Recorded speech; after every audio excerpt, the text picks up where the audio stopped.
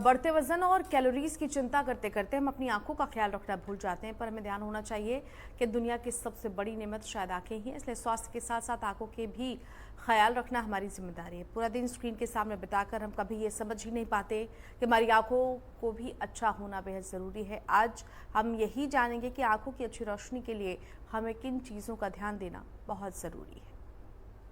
Hello, नमस्ते, सत श्री अकाल। कैसे हैं आप सब? उम्मीद करता हूँ सबसे सेफ होंगे, सुरक्षित होंगे। मैं हूँ dietitian Shiva.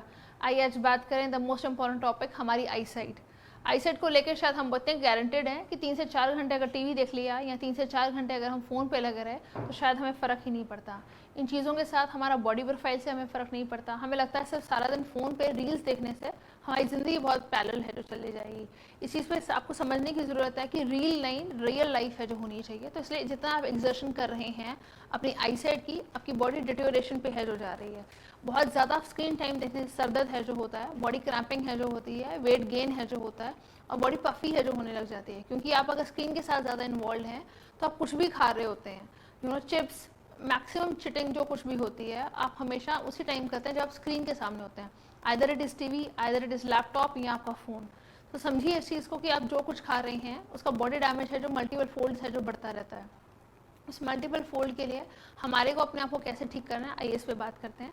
Chia seeds, flax seeds कोई भी है जो अपना नॉर्मल मात्रा में लीजिए, बट ये सिर्फ एक वेट लॉस प्रोग्राम के लिए नहीं है।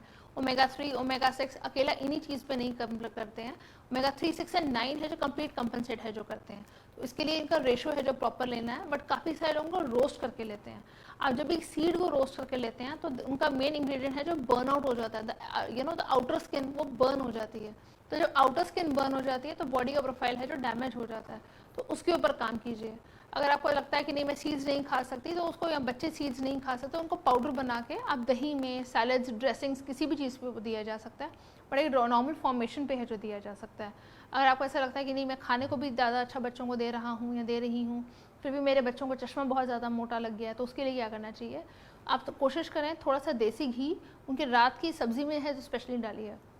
दिन में आप घर नहीं होते हैं या ब्रेकफास्ट बच्चे स्कूल में भाग भाग के कर रहे होते हैं, टिफ़िन प्रॉपर खा के नहीं आते हैं, तो इफेक्टिवली बच्चे जो हैं वो रात का खाना है जो खाते हैं, और हम सब जब इकट्ठे बैठते हैं तो भी हम रात का मील है जो मेन मील है जो लेते हैं। आइडली देसी घी अगर आप ले रहे हैं तो ट्वाइस अ डे अगर आप लंच में भी दे सकें, जो लोग हाउस वाइफ्स हैं बहुत अच्छा। जो नहीं दे पाते बट एटलीस्ट डिनर के टाइम पे है जो दीजिए, ताकि बॉडी का सिंथेटिक रेशो हाई ना हो। Vitamin A, D, E and K all are fat soluble, but vitamin A ही नहीं बॉडी में है तो ई और के तो लॉजिक ही नहीं है। कभी नोटिस किया है कि कभी चोट लग जाती है और ब्लीडिंग ही नहीं रुकती है? कभी नोटिस किया है कि ब्लीडिंग रुकने के बावजूद आपका जो खून है वो इतना नॉर्मल पे आता ही नहीं है और बॉडी डैमेज भी जाती रहती है और बारी बारी ब्लड लॉस है जो होता रहता है? तो इसका मतलब ये है कि आपकी बॉडी विटामिन के की भी डिप्लीटेड है। हम सिर्फ विटामिन डी या विटामिन B12 की बातें करते हैं। अच्छा, हर एक इंसान सिर्फ इन्हीं चीज़ों के भागा रहता है कि मेरा विटामिन डी कम नहीं होना चाहिए, मेरा B12 नहीं कम होना चाहिए। लेकिन एक नॉर्मल हार्ट पेशेंट्स हों या नॉर्मल अगर हम एक नॉर्मल इंसान भी हो तो सारे वाइटामिन्स को कवर है जो करना चाहिए। तो सारे वाइटामिन्स को कवर ना करके हम सिर्फ 2 या 3 को कवर करते रहते हैं और हमें लगता है सब कुछ ठीक है। It's not about vitamins, it about multi minerals as well. तो दोनों तीनों चीज़ों का प्रोफाइल कॉम्बिनेशन कीजिए। कार्ब्स का रेशो हम लोग अपने आप से कम कर देते हैं क्योंकि हमें पतले होना है। हम चिकन और फिश पे चले जाते हैं क्योंकि हमें हाई प्रोटीन डाइट्स हैं जो चाहिए। हर एक चीज़ का सिंथेटिक मोड भी होता है। Excess of everything is bad.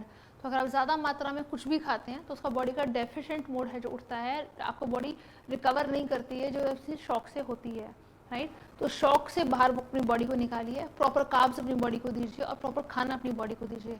कोई भी इंसान बहुत ज़्यादा देर तक भूखा नहीं रह सकता, स्टार्व नहीं रह सकता, और इतनी डाइट मत कीजिए कि अपने आप को बिल्कुल डार्क सर्कल्स ही पे उठा लें और फेस को बिल्कुल प्रोफाइल डैमेज कर जाए। तो इसलिए विटामिन ए को सिंथेसाइज करवाइए, प्रॉपर खाना खाइए, हरी सब्जियों का सेवन ज़्यादा कीजिए। वो नहीं कर सकते हैं तो घी का जूस, करेले का जूस, अगर जो बड़े हैं 30-35 प्लस जिनको टेस्ट का इशूज़ नहीं है उनका सेवन है जो कर सकते हैं। जब भी खाना खाएं धनिया पुदीने की चटनी का सेवन है जो साथ कीजिए और बॉडी का प्रोफाइल है जो ठीक कीजिए। ज़िंदगी छोटी होती है, जीनी चाहिए और खुश होकर जीनी चाहिए। तो इन छोटी छोटी चीज़ों को जोड़ के मेमोरी क्रिएट कीजिए, ना कि अपनी आंखों को ख़राब करके सिर्फ अपने आप के अंदर घुलने की कोशिश कीजिए। Thank you so much for joining in.